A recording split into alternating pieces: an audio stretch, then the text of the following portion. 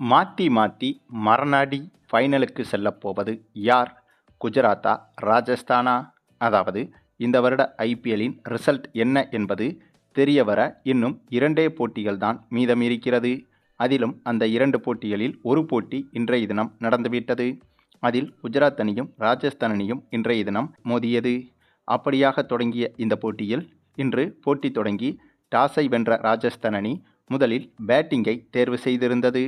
அதனைத் தொடர்ந்து ஓப்பனிங் இறங்கிய சூரியவன்சி மீது இந்த போட்டியிலும் எதிர்பார்ப்பு என்பது அதிகமாக இருந்தது. அதற்கு காரணம் இதற்கு முந்தைய போட்டியில் இவர் ஆடிய ருத்ரதாண்டவ ஆட்டம்தான் காரணம். ஆனாலும் கூட இந்த போட்டி நடைபெறும் மைதானம் என்பது பேட்டிங்கிற்கு மிகவும் கடினமாக இருக்கும் என்றும் சொல்லப்பட்டது. ஆகவே இந்த பிச்சில் சூரியவன்சியின் ஆட்டம் என்பது எப்படி இருக்கும் என்ற எதிர்பார்ப்பு அதிகமாகவே இருந்தது. அப்படிப்பட்ட எதிர்பார்ப்புகளுக்கு மத்தியில் பேட்டிங் செய்ய களமிறங்கிய ராஜஸ்தான் அணியை பொறுத்தவரையில் முதல் 2 ஓவர்களுக்குள்ளாகவே அடுத்தடுத்து 2 விக்கெட்டுகளை இழந்தது ராஜஸ்தான் அணி. யாஸ்வி ஜெய்ஸ்வாலும் துருவ் ஜூரலும் அவர்களது விக்கெட்டை இழந்தனர். இதனால் ஆரம்பமே ராஜஸ்தான் அணிக்கு மிகப்பெரிய சறுக்கல் உருவானது.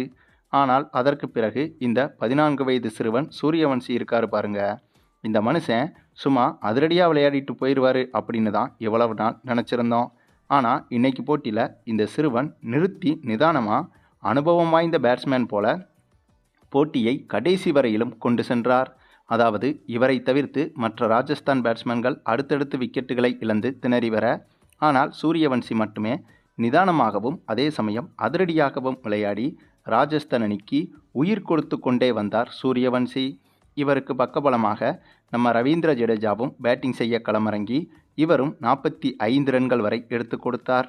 அதே போல கடைசியாக களமிறங்கிய ஃபெராரா என்பவரும் சிறிய அதிரடியை காட்டி வெறும் 11 பந்தில் 38 ரன்கள் வரை எடுத்து கொடுத்தார். ஆனாலும் இவர்களையெல்லாம் மிஞ்சும் அளவுக்கு நம்ம சூரியவன்சியின் அதிரடிதான் இந்த போட்டியின் ஹைலைட்டே. ஏனென்றால் சூரியவன்சி 47 பந்தில் 96 ரன்கள் வரை எடுத்திருந்தார். இந்த ஒரு பேட்டிங்கை அவ்வளவு எளிதாக கடந்துவிட முடியாது. ஏனென்றால் 20 பந்தில் 100 ரன்கள் அடிப்பது கூட இவரை பொறுத்தவரையிலும் எளிதுதான். ஆனால் இன்றைய போட்டியின் சூழ்நிலையை எடுத்துக்கொண்டால் மற்ற அனைத்து அனுபவம் வாய்ந்த பேட்ஸ்மேன்களும் விக்கெட்டை இழந்து திணறி வந்தபோது அனுபவம் இல்லாத ஒரு சிறுவன் இந்தளவுக்கு நிதானமான ஆட்டத்தை ஆடியதுதான் ஒட்டுமொத்த கிரிக்கெட் உலகத்தையும் ஆச்சரியப்பட வைத்தது. இதன் காரணமாக 20 ஓவர்கள் முடிவில் ராஜஸ்தான் அணி 214 ரன்கள் வரை எடுத்துவிட்டது. இந்த ரன்கள் என்பது இந்த மைதானத்தை பொறுத்தவரையில் மிகப்பெரிய இலக்குதான். பின்னர் இவ்வளவு பெரிய இலக்கை சேசிங் செய்ய களமிறங்கிய குஜராத் அணியை பொறுத்தவரையில் ஆரம்பம் முதலே அதிரடியில் பின்னி பெடல் எடுத்தது குஜராத் அணி. அதுவும் இந்த பிச்சில் 214 ரன்களை தொடுவது என்பதே கடினம் என்று எதிர்பார்க்கப்பட்ட நிலையில் அப்படியெல்லாம் ஒன்றுமே இல்லை என்பதைப் போல காட்டிவிட்டது குஜராத் அணியின் பேட்டிங். ஏனென்றால் ஓப்பனிங் இறங்கிய சுப்மன் கில்லும் நம்முடைய தமிழக வீரர் சாய் சுதர்சனுமே சேர்ந்து மொத்த போட்டியையும் முடித்துவிட்டனர் என்றுதான் சொல்ல வேண்டும். அந்த அளவுக்கு இவர்களே கிட்டத்தட்ட வெற்றியை உறுதி செய்யும் அளவுக்கு பேட்டிங்கை செய்துவிட்டனர். அதாவது கிட்டத்தட்ட 10 ஓவர்களுக்கு உள்ளாகவே 120 ரன்களை கடந்து விக்கெட் ஏதுமின்றி சாய் சுதர்சனும் சுப்மன் கில்லும் எளிமையாக விளையாடி வந்தனர். இதனால் இந்த போட்டியில் குஜராத் அணி வெற்றி பெறுவதற்கு இவர்களின் இந்த ஒரு ஓப்பனிங் சிறப்பாக அமைந்தது. பின்னர் எதிர்பார்த்தது போலவே இந்த போட்டியில் எந்தவித ரிஸ்க்கும் இல்லாமல் குஜராத் அணியே வெற்றி பெற்றது.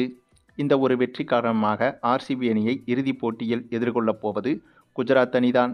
அதுவும் பிளே ஆஃபின் முதல் போட்டியில் ஆர்சிபி அணியிடம் தோற்று வந்த அதே குஜராத் அணி இப்போது குவாலிஃபயர் 2வது போட்டியில் ராஜஸ்தான் அணியை வீழ்த்தி மீண்டும் ஆர்சிபி அணியை இறுதிப் போட்டியில் எதிர்கொள்ளப் போகிறது. ஆகவே இந்த இரு அணிகளும் சந்திக்கப் போகும் இந்த வருட ஐபிஎல்லின் இறுதிப் போட்டி என்பது சுவாரஸ்யத்திற்கு குறையாமல் இருக்கப் போகிறது என்பதில் எந்த ஒரு சந்தேகமும் கிடையாது. சரி, நீங்கள் சொல்லுங்கள், இன்று நடைபெற்ற இந்த ஒரு போட்டியை பற்றியும் அதே போல் இந்த வருட ஐபிஎல்லின் இறுதிப் போட்டியில் இதில் எந்த அணி வெற்றி பெறப் போகிறது என்பதை பற்றியும் உங்களுடைய கருத்துக்களையும் கமெண்டில் தெரிவிங்க. மேலும் இந்த வீடியோ பிடிச்சிருந்தால் லைக் பண்ணுங்கள், மற்ற அனைவருக்கும் ஷேர் பண்ணுங்கள், மறக்காமல் நம்ம சேனலை சப்ஸ்கிரைப் பண்ணுங்கள்.